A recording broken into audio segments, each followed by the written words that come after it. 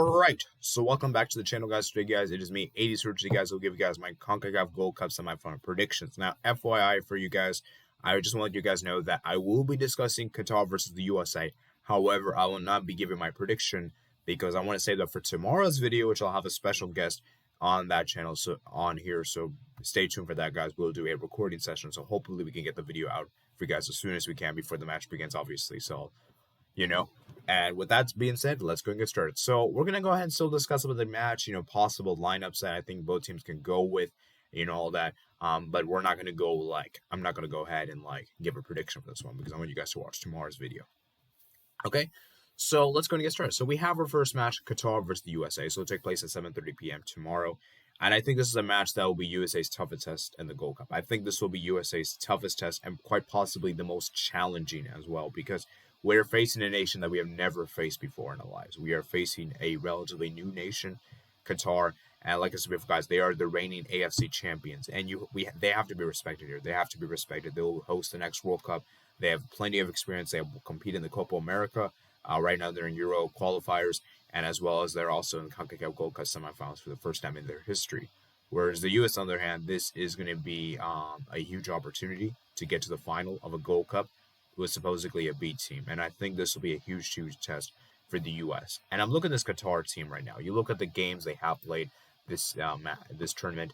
They have, in fact, only got possession. They have actually had more possession than their opponent only on one occasion, which was against Grenada, right? And that was the only one. The rest, they've actually had less possession, and they still managed to win, with the exception being that Panama game, of course.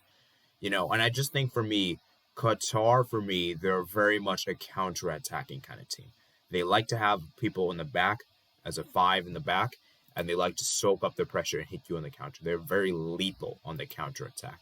You can see right here, guys, they're the team they have, the back five. It's been very, very effective, and you can see right here how many players they have in the top up front. They are dangerous, very forward. And we know that the U.S. in particular, we haven't really been that great in the counterattacks. The counterattacks for us, we haven't really had a team like that that we've really excelled against, because you look at the game against Jamaica. Jamaica, a lot of the opportunities they had were basically through the counterattacks, and they were not able to score. And I think Qatar will probably pose a similar challenge, except this time I think Qatar is way more clinical than Jamaica. I think Qatar is the nation that scored the most goals in the Gold Cup, if I'm not mistaken. And the player to keep an eye upon is going to be, I would keep an eye on Afif. He's been really, really good with the goal scoring. You can see right here, guys. He didn't score on the day. However, he was still very, very important indeed. And I think he is currently the Golden Boots, the top goal scorer right now in the tournament. So let me go ahead and check if I find that. So let me go search CONCACAF Gold Cup standings, stats. You can see actually it's Alumes Ali is the player to look out for, and Abdulaziz Hatim is a player to look out for. These two players have been really, really good in their goal scoring form, and Afif as well, 3 assists. That's really, really impressive. Okay, so I honestly do believe that the U.S. the Qatar have a very good team. You look at the team they have, and I just think that for me, Qatar is showing something they have been really good at. I would keep an eye on Haidos. I think he's been a very, very good indeed. Hatem as well, Ali. So, their goalkeeper has been fantastic. I've seen him made some really good saves, and this is even their first choice goalkeeper. This guy is their first choice goalkeeper. And so it's interesting to see how Barteam has done, and I think Barteam's had a good tournament as well. Now, the one thing I will say about Qatar is that the one thing that the U.S. could take advantage of is that Qatar have generally been very poor when it comes to closing the games out, and that when it comes to bigger opposition, better opposition like El Salvador and Panama, respectively, they have managed to surrender leads, right? You look at that game against El Salvador, in a sense, they almost gave up a 3-0 lead. And, and I just think that for me, at least for the U.S., perhaps them going for the late goal, as we saw against Jamaica, could give them a lifeline that the U.S. might have to come from behind for this one. And I just think that for me, Qatar, they aren't exactly at the best at the holding the leads. You saw against Panama, they gave up the lead 3 times in the game, whereas the U.S. has never done that so far in the Gold Cup. The U.S. has always either been in the lead or they're either level with the opponent. So they've never trailed in this Gold Cup. I was going to say yours for some reason, this Gold Cup. So I think for Qatar, they have a very, very good team. Like I said before, guys, I'm going to be very, very interested to see how they do. And I said for the U.S. before, guys, the U.S. has not been clinical. We haven't really been clinical with our opportunities. Our opportunities, we haven't really taken it full advantage of. And honestly, we might get to a stage where we might have to 1-0 our way through this final. I mean, like it's very, very possible, And I just think for me, the U.S., this 1-0 approach might be the way to go, and it's gonna be difficult for Qatar. It's gonna be difficult for us to keep a clean sheet. And even though defensively we've been very good, I think this Gold Cup we've been fantastic. I think more. I think who's the guy again? Robinson had a really good game against Jamaica. Sands, I think, had a decent game as well. It's going to be interesting to see how the two would do, especially Robinson particularly made those crucial tackles indeed. And I just think that for me, at least, we're going to need to see more from our fullbacks. I want to see more from Vines and Shaq Moore. And I would also like to see more from Leggett. I think Leggett didn't really have a good game against Jamaica.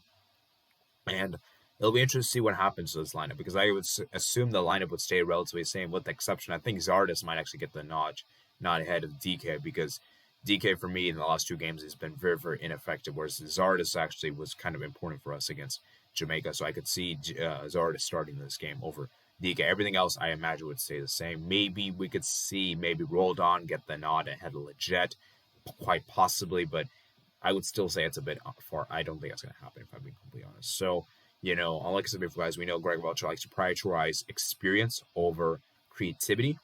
And that could be the more or less the approach that could be taken here. So, as I said before, guys, for the U.S., we're going to need to see Matthew Hoppe produce another magnificent masterclass. Hopefully, he starts tomorrow. And we're going to see Busio. Busio will need to control that midfield very well, and he had a good game last game. I forgot to mention in my match review.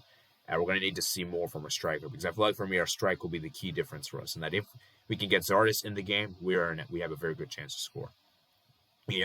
And I think will be very key for the U.S. is that we don't concede an early goal, because if we concede an early goal, I believe the bloodbaths will happen, and I think Qatar will actually score an abundance of goals.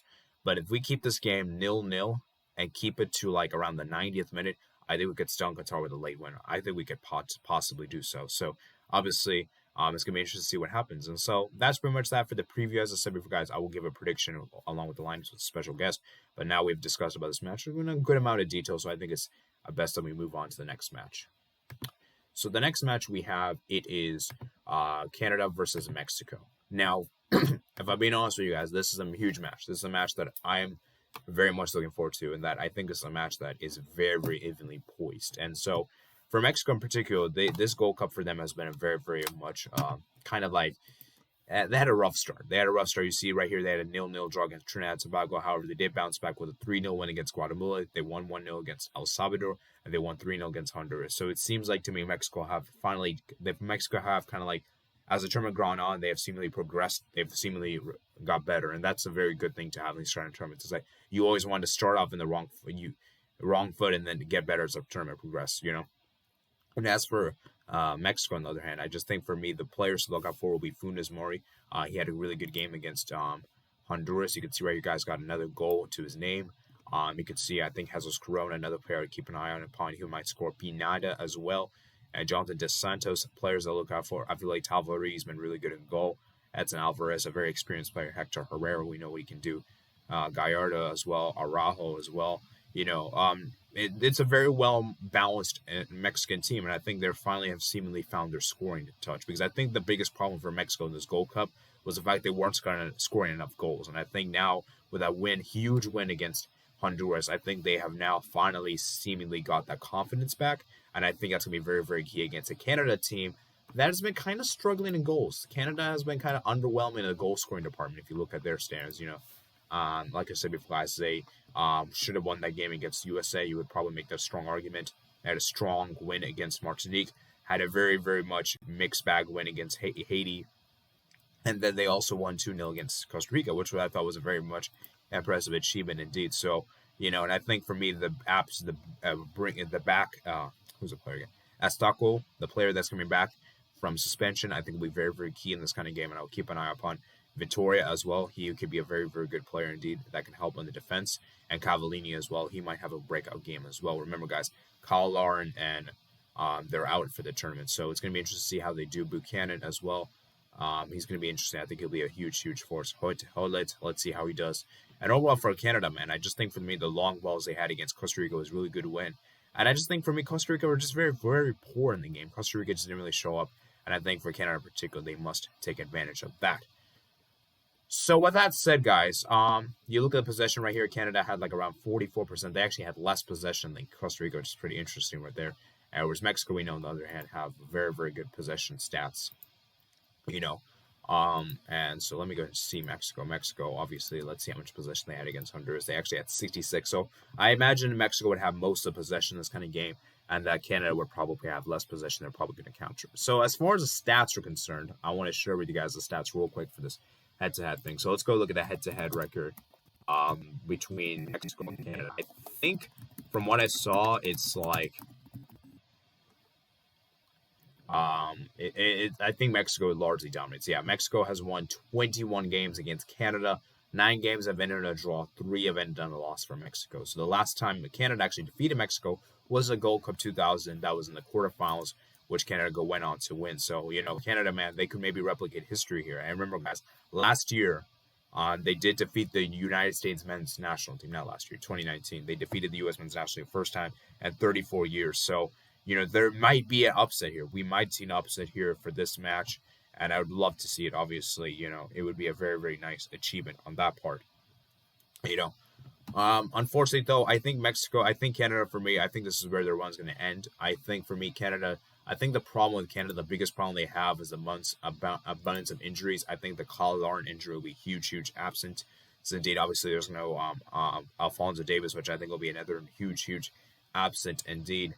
And I just think that for me, Canada, man, I just think that the depth is going to run out, and I just don't think they can do this. Although they did prove me wrong against Costa Rica, Costa Rica were never really in the game. Costa Rica were very, very terrible in the game, and I don't imagine Mexico doing the same. I think I think Mexico will be at more strength. I think Mexico will actually challenge Canada more than what Costa Rica did, and I think Mexico will cruise to a comfortable win. I'd see Canada, I see Mexico just about keeping a clean sheet here.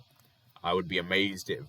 I would be kind of crazy if Canada did score, but I do think Mexico will win the game, 2-0, and I think goals will come from Funes Mori, and I'm going to say Hector Herrera because why not? Okay, and so there's pretty much that for today, guys. So let me go ahead and reiterate. My prediction is we're going to have Mexico in the final versus either USA, Qatar. Stay tuned tomorrow to figure out which team I'm going to be backing. And so, you guys, that's pretty much it. So I want you guys to leave down in the comment section below what you guys think of these matchups. And do you guys think we'll get another USA versus Mexico in the final, guys? Or do you think we'll get a Canada versus Qatar, or Canada versus USA, or Qatar versus Mexico? So those are 4 possible options, guys. And I want you guys to let me know in the comments below. And it's kind of interesting right now if you look at the matchups that it's kind of like almost like you have like both super teams versus the kind of the underdogs. Like it's like both matches kind of like the same kind of vibes, and that both teams are going against like up and coming new teams in the rise. So all in all, that's pretty much it for today, guys. So I hope you guys do enjoy it. You guys remember, guys, to comment, subscribe, check out my description below, my Twitter, Discord, and my email, and I'll see you guys later. And also remember to comment down below your predictions.